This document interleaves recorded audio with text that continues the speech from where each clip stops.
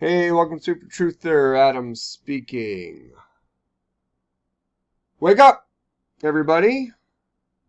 What is going on in this world? Hey, let's check it out real quick.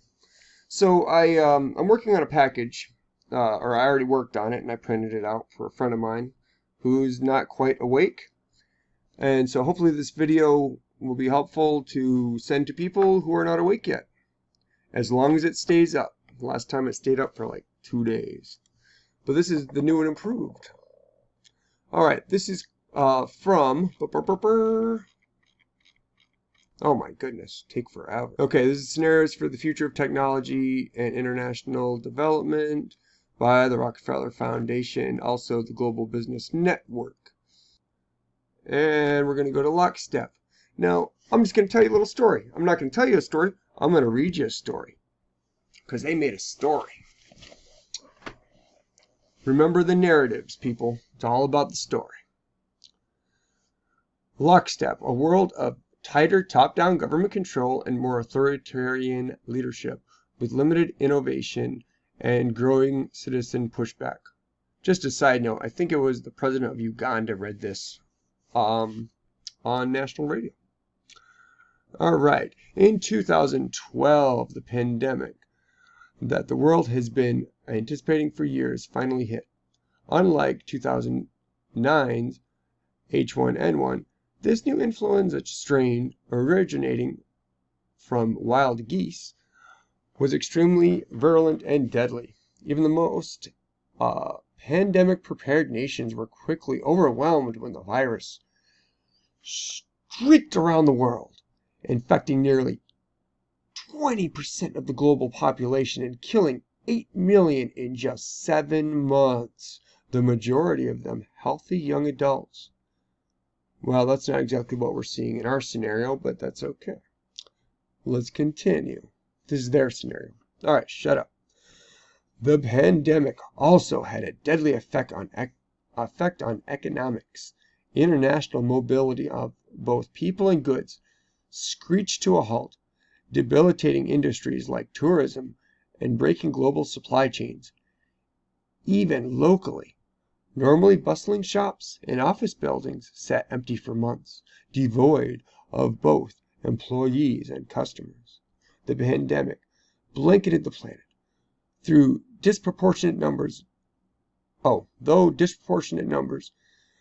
died in Africa, Southeast Asia, and Central America, where the virus spread like wildfire in the absence of official containment protocols.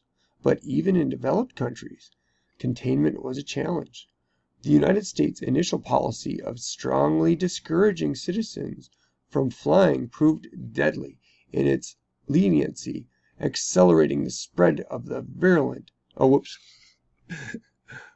virus, not just within the U.S., but across the borders. However, a few countries did fare better. China, in particular. The Chinese government's quick imposition and enforcement of mandatory quarantine for all citizens, as well as its instant and near hermetic sealing of all borders, saved millions of lives, stopping the spread of the virus far easier than in other liberal countries. Oh, shut up. All right. And enabling a swifter post-pandemic recovery. Yay, China! Okay. China's government, China again, was not the only one that took extreme measures to protect its citizens from risk and exposure. During the pandemic, national leaders around the world flexed their authority, imposed airtight rules and restrictions, from the mandatory wearing of face masks, that's a novel idea, to body temperature checks at the entry to communal spaces like train stations and supermarkets. Yeah, that one, I don't like that one. I gotta get my temperature taken every morning for some stupid reason. Even after the pandemic faded, this more authoritarian control and oversight of citizens and their activities stuck and even intensified. Yeah, this is a great story. I hope this comes true. This is going to be wonderful. in order to protect themselves from the spread of increasingly global problems, from pandemics and transnational terrorism to, that's transphobia, by the way, to environmental crises and rising poverty. Leaders around the world took a firmer grip on power. Well, thank goodness. At first, the notion of a more controlled world gained wide acceptance and approval. Citizens willingly gave up some of their sovereignty and their privacy to more paternalistic states in exchange for greater safety and stability. Citizens were more tolerant and even eager for top-down direction and oversight, and national leaders had more latitude to impose order in the way they saw fit. In developed countries, this heightened oversight took many forms. Biometric IDs for all citizens, for example, the tighter regulation of key industries whose stability was deemed vital to national interests. In many developed countries, enforced cooperation with a suite of new regulations and agreements slowly but steadily restored both order and, importantly, economic growth. Across the developed world, however, the story was different and much more variable. Top-down authority took different forms in different countries, hinging largely on the capacity, caliber, and intentions of their leaders.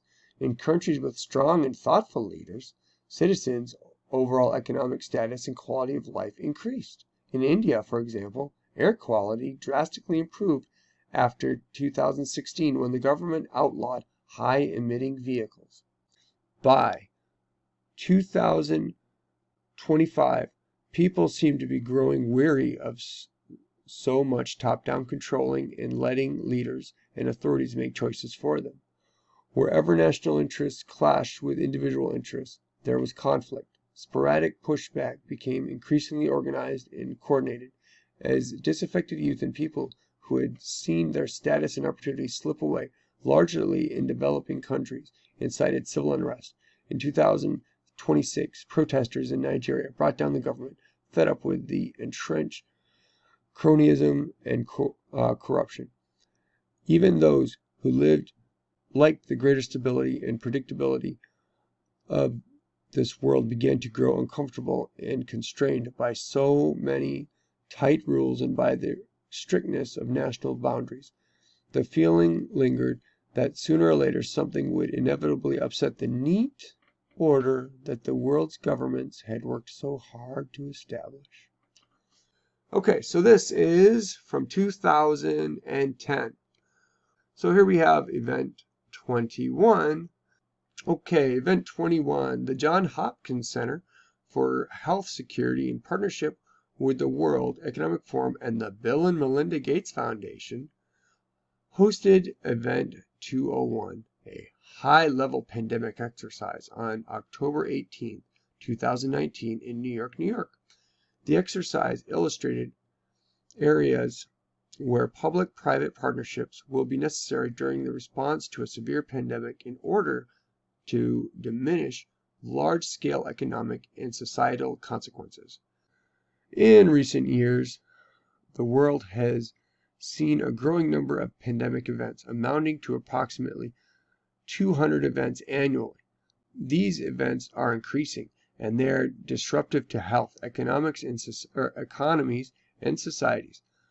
Managing these events already strain global capacity, even absent a pandemic threat. Experts agree that it is only a matter of time before one of these pandemics becomes global. A pandemic with potentially catastrophic consequences.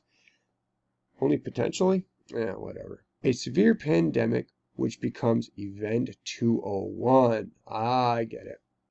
Would require reliable cooperation among several industries, national governments, and key international institutions. So we have the plan here in 2010. We have them practicing the plan in 2019.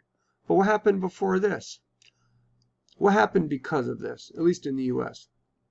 Well, we had the CARE Act, which bailed everybody out. Isn't it wonderful? Okay. And it became, let's see, it became public law in March 23rd. Okay, so here we have House Resolution 748, and this is better known as the CARE Act.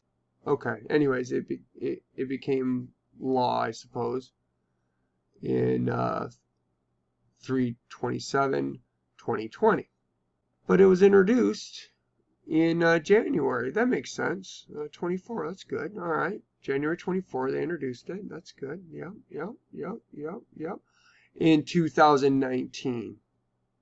You see what's going on here? So they introduced this act a year before the pandemic, which everyone's eternally grateful, and they're saying, "Shut up, Adam. We got our money. Let's trust the government again." Leave a comment, like, subscribe. If you have any comments, I don't know. Tell me if I suck. I probably do.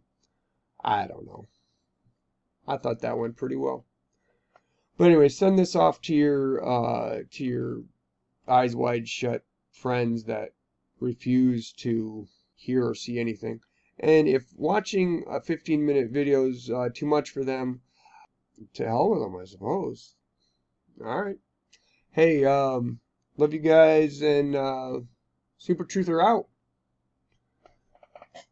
How do you turn this thing off?